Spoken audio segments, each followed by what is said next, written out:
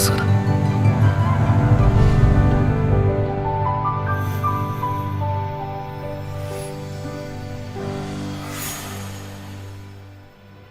How's it going, everybody?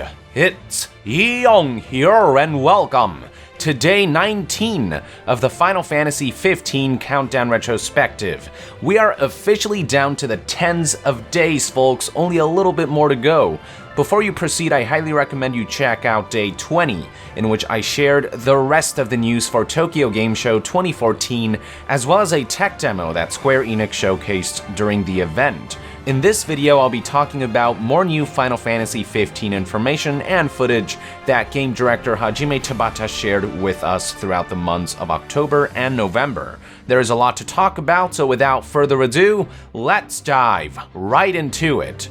Shortly after Tokyo Game Show 2014 came to an end, the following month kicked off strong as Hajime Tabata live-streamed a segment called Final Fantasy Type 0 HD Extended Talk Show on October 2nd, 2014, during which he shared some new information and footage of Final Fantasy XV. Website Gematsu did a great job of summarizing all of the Final Fantasy XV information that yielded from the broadcast, so I'll go ahead and use their article. So during the extended talk show, Tabata was asked a number of questions, starting with if it's actually possible for players to fight the way it was shown in the E3 2013 trailer, to which Tabata responded that you can fight like that. It was noted how the E3 trailer featured a prototype environment, whereas the TGS 2014 trailer was running in the actual environment through the Luminous engine. While the game is still in this migration process from prototype to actual, Tabata emphasized that the video shows actual footage, not an idealized version, and things will become even more advanced from then on. The next question he was asked was regarding what Tabata said about holding down buttons to attack or defend, with fans expressing concern that the mechanic might be too simple. Tabata replied that it's not that simple. On the defense side of things, guarding will consume MP, so you can't guard indefinitely. Players also have to think about timing and when it's good to attack or evade. There are also certain attacks that cannot be evaded. Put all those things together and you are far from invincible. On the attack side of things, holding down the attack button executes a standard combo, and the actions can be changed in coordination with directional buttons. Actions are also dynamic and will change based on the situation. For example, when a guard is timed correctly, this might result in a counterattack, or different actions might occur if companions are nearby. Tabata was then asked if players can switch between party members, to which Tabata replied this won't be the case. He talked about how the team thoroughly looked into Final Fantasy XV's active cross-battle system that made free use of attack, guard, and co-op functions, but concluded that adding character switching to the mix would make things too difficult, which is why they decided to favor a more focused single-character system to create a new and interesting battle system.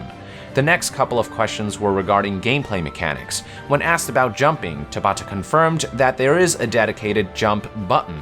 When asked about freerunning, Tabata said that it's there, adding that aside from character switching, every mechanic shown in the E3 2013 trailer has remained, including cool actions such as Noctis's weapons barrier called Phantom Sword, as well as things like short warping, jumping, etc.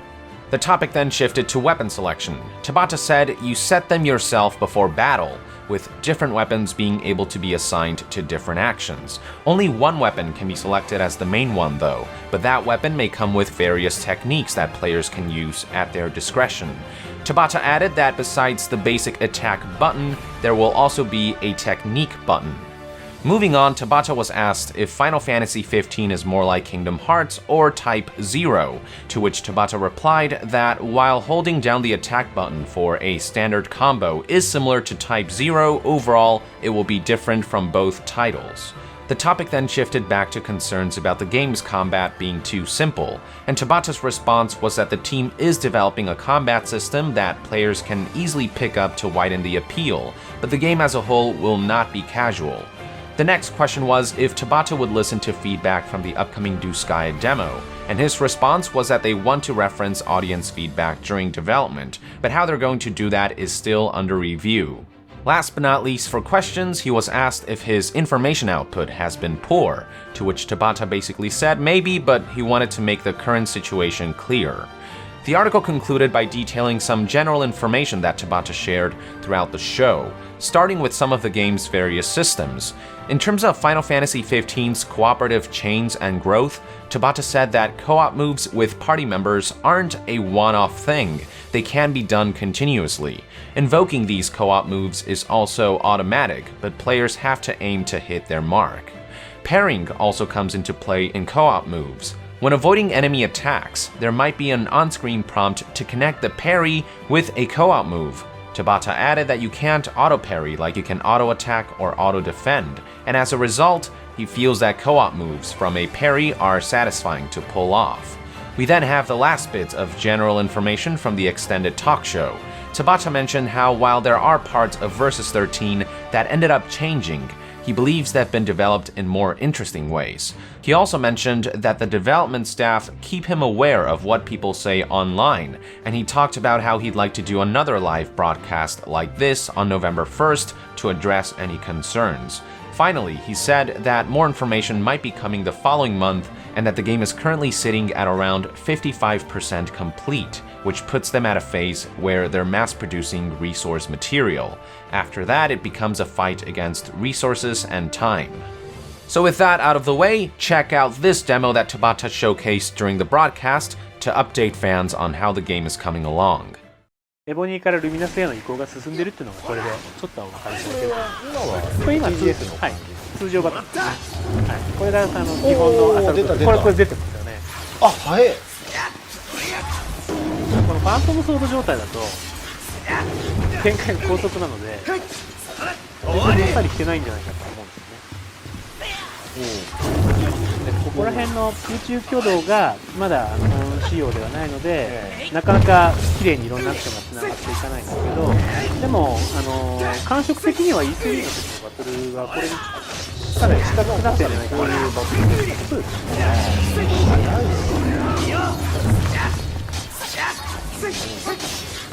もらった。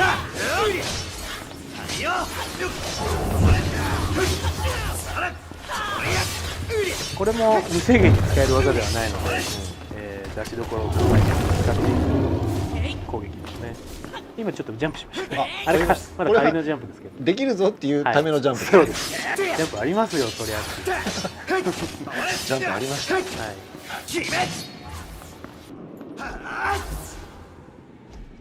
こうやったダイナミックでかつ、だったりメリハリの効いたバトルになってます。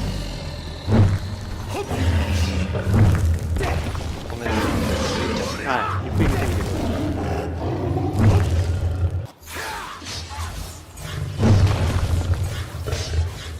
ここら辺の多分もっとダイナミックになったり、連携をしながら戦っていけたり。ち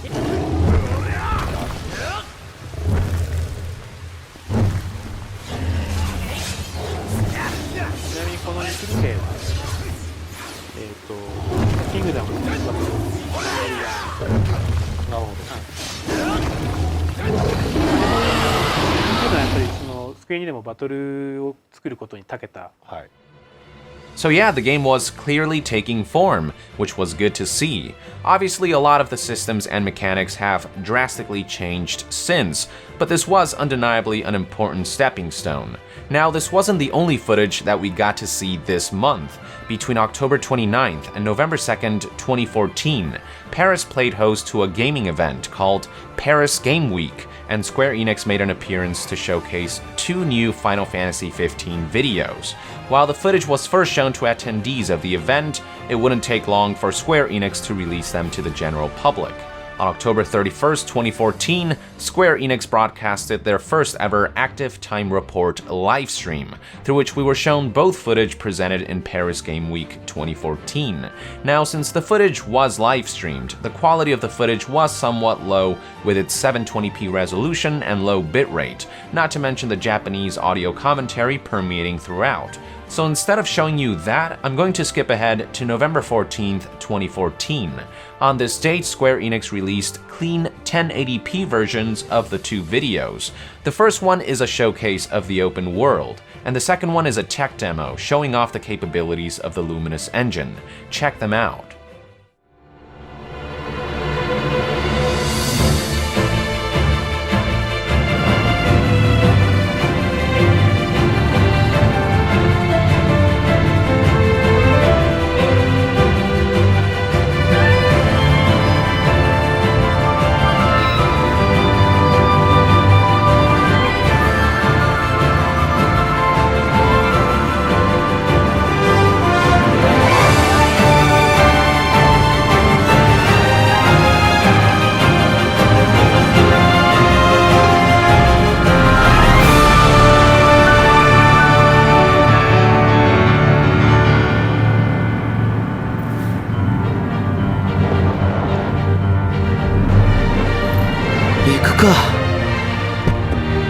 Oh. そうだな。了解。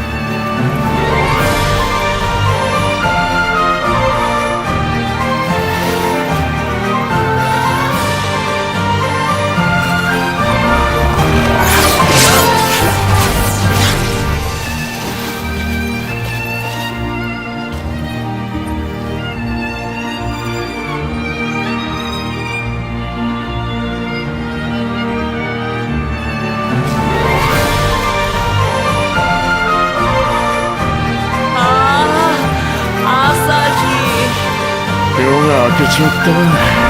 結局ずっと移動してたな。マジか。きっついわ。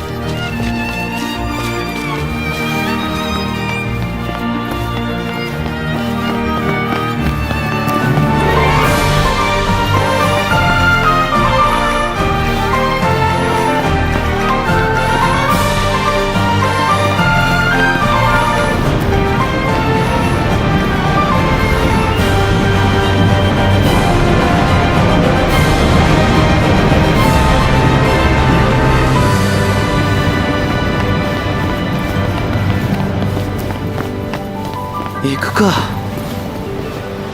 おう、そうだな。了解。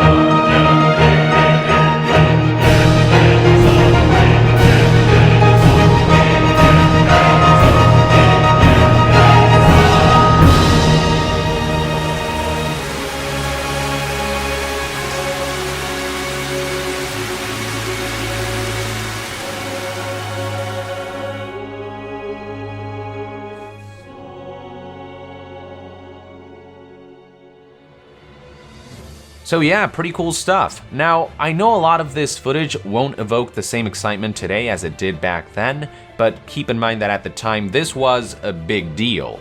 After 8 long years of waiting, 2014 marked the first year in which we saw Square Enix really blow the lid wide open on the long overdue title. This wasn't even the last we would see of the game. In December, we would get an English dubbed version of the TGS 2014 trailer, a brand new Jump Festa 2015 trailer, and new footage from the Malaysian Comic Siesta 2014 event. But I'm getting ahead of myself. Those are all things I'll be discussing in future videos. So with that, I would like to conclude today's episode of the Final Fantasy XV Countdown Retrospective. Thank you for tuning in. Let us know in the comments below what you thought about the new footage at the time, and to be further updated on all things Final Fantasy, stay tuned right here on Young Yeah. I'll see you guys next time. Young out!